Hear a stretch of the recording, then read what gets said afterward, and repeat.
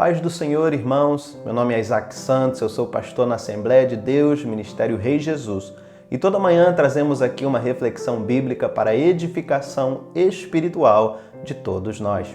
Subscreva o canal e ative o sininho para que não perca nenhuma de nossas atualizações. Vamos hoje meditar em um texto que nos fala do tempo em que Jesus nasceu. O nosso texto se encontra em Gálatas, capítulo 4, versículos 4 e 5. Mas, quando chegou a plenitude do tempo, Deus enviou seu Filho, nascido de mulher, nascido debaixo da lei, a fim de redimir os que estavam sob a lei, para que recebêssemos a adoção de filhos. Essa passagem nos convida a meditar em algo. Se tu ou eu, no lugar do Senhor Deus Todo-Poderoso, fôssemos encarregados de escolher um tempo para enviar Jesus ao mundo, qual tempo será que escolheríamos? Escolheríamos talvez que Jesus nascesse no tempo dos juízes, quando Israel clamava por um rei? Em lugar de Saul, poderia Jesus ter sido consagrado a rei, se tornando ele o primeiro e verdadeiro rei de Israel. Ou talvez durante o reinado de Davi. Davi, na posição de rei, sendo homem segundo o coração de Deus, poderia apontar para Jesus e estabelecê-lo como rei sobre todos os reis.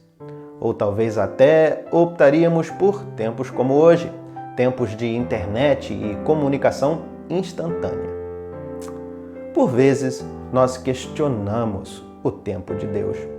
Da mesma forma que podemos duvidar se Deus realmente enviou seu Filho ao mundo no melhor tempo, podemos questionar se Deus não esteja demorando para agir em alguma situação na nossa vida. Mas, irmãos, Deus age sempre no tempo certo. O tempo de Deus é sempre perfeito. E Deus provou isso mais uma vez no Natal, no nascimento de seu Filho. A Deus aprove que Jesus nascesse exatamente quando nasceu, quando chegou a plenitude do tempo, diz Gálatas 4:4, quando chegou o tempo certo, Deus enviou seu Filho ao mundo. E quando observamos o contexto histórico daquela geração, passamos a compreender a perfeição desse tempo escolhido por Deus. Quando falamos da geração do Império Romano do primeiro século, falamos de uma geração espiritualmente sedenta. Os historiadores falam dos tempos do Império Romano como um tempo de glutonaria, vulgaridade, imoralidade e licenciosidade. Os restos bem preservados de Pompei revelam uma cidade cheia de bordéis, com frases fora dos bordéis dizendo "aqui a alegria reside", ou então "eu sou seu por dinheiro". A imoralidade era vista também na forma com qual a sociedade tratava os mais vulneráveis no nosso meio, as crianças.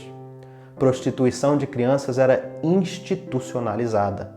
O historiador R. Jackson diz que na Roma Antiga, ter uma criança prostituta era vista praticamente como um acessório de moda para os ricos. Não bastando isso, o infanticídio era prática comum no meio daquele povo. A lei romana ditava que uma criança abaixo de 2 anos era inteiramente a propriedade de seu pai, e ele poderia então se desfazer daquela criança conforme quisesse.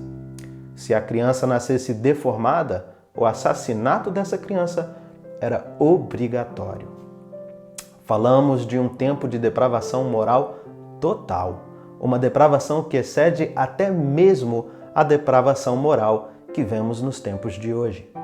E essa perversão moral gerava em muitos uma expectativa.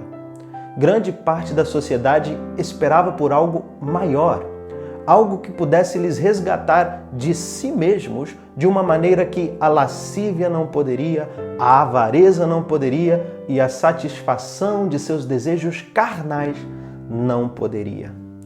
Todo o cenário estava preparado para a revelação de algo maior. Não apenas isso, mas o primeiro e o segundo século providenciaram também um tempo extraordinariamente favorável à expansão do Evangelho. O Império Romano consistia de cerca de 50 países modernos, encapsulando grande parte da Europa, a África do Norte, a Ásia e o Oriente Médio.